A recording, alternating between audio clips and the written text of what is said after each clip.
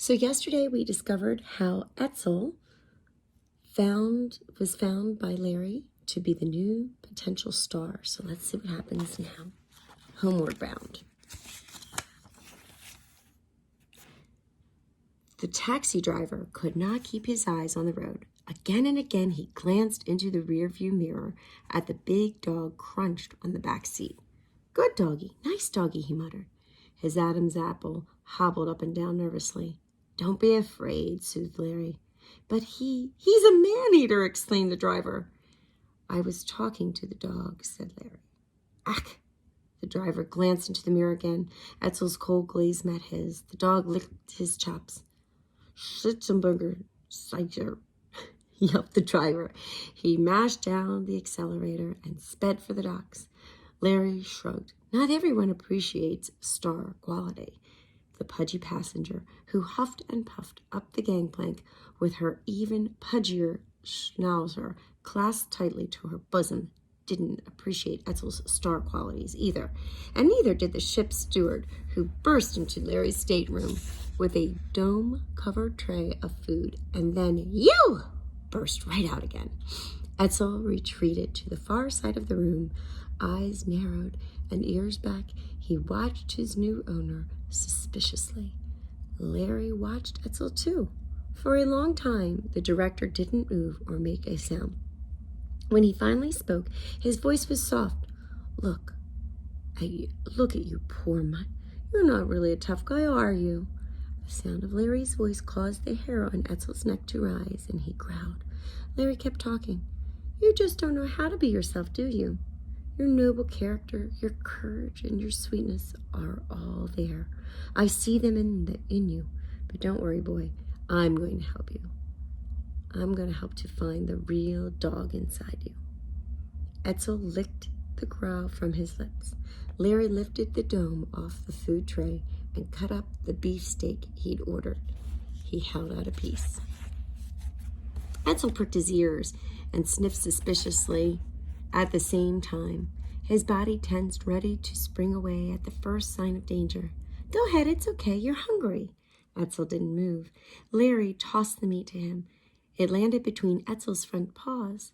The dog smelled it carefully. Then, eyes still locked on Larry, he took the piece in his mouth and swallowed. "More?" asked Larry. He held up a second piece. Again, Etzel refused to take it. Again, Larry tossed it. They did this over and over. Finally, Larry picked up an especially thick and juicy piece. He held it out. This time, he did not toss it. Etzel licked his lips. Thrusting his head forward, ears flattened, he inched toward Larry's hand and took the meat. Nothing happened. No angry words, no boot kick. Instead, another piece appeared, and another, until the entire steak was gone. Now Larry reached out with his empty hand. Slowly, he laid it on the dog's head. All the while, he kept letting Etzel get used to the sound of his voice. "I don't care if you keep growling and say you hate me. I don't hate you back. I like you. You're a good boy." Etzel made danger sounds deep in his throat, but he tolerated the hand patting on his head, rubbing the base of his ears, stroking his back. "See, that's not so bad, is it?" said Larry.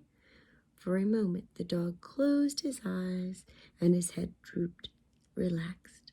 But in the next, he stiffened and grew guarded. He remained that way, aloof, distant, warm, all the way across the Atlantic Ocean.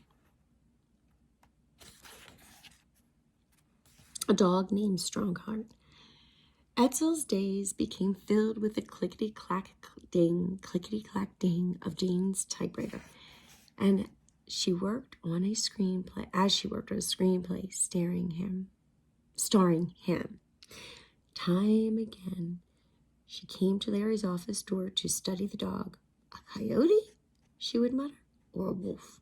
Then she'd return to her typewriter. Clickety-clack-clang, clickety-clack-ding. One afternoon, Larry walked into Jane's office. "Listen, I've been thinking."